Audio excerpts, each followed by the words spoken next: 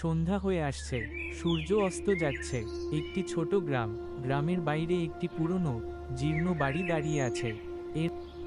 এই গ্রামে একটা পুরনো বাড়ি আছে, যাকে সবাই ভূতের বাড়ি বলে।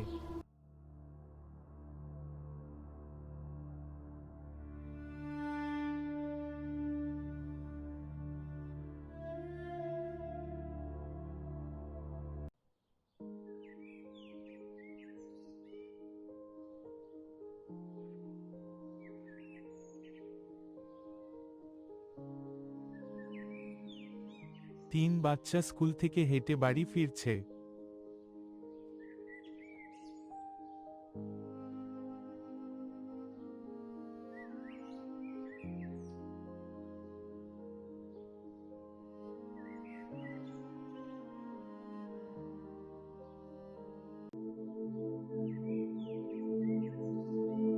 রাজু সাহসী ছেলে, মোহন ভীতু ছেলে, চিন্টু মজার।